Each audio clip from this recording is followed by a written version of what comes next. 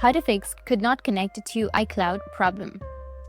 So if you want to fix phone number cannot be used at this time problem on your iPhone, then what you need to do is first you need to check your iPhone software. Go to your settings, tap on general, and then hit the software update option. And if you have any software update, make sure that your iOS is up to date. Sometimes these glitches happen because the software is outdated. Next, you need to check your Wi-Fi connection. If you're using Wi-Fi, make sure it's strong and steady because a shaky connection can mess things up when trying to create your iCloud account. Now, let's talk about your location services. You need to go to your settings and search for location services. Tap on it. Turn it on if it's not already.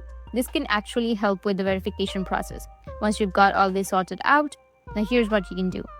You can go back and then under your settings, you will have your iCloud or Apple account section. You need to tap on it. In my case, I've already created my Apple account, but if you've not created, then you'll have the sign up page. So you just need to simply click on your Apple ID section.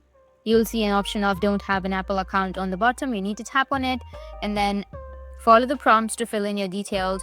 When you get to the part where you enter your phone number, always include the country code before typing in your number. For example, if you're in the UK, it starts with +44, or if you're in any other country or region, just check your country code and then enter your country code and your problem will be fixed. That's it. And if you have any questions, feel free to comment below. Thanks for watching.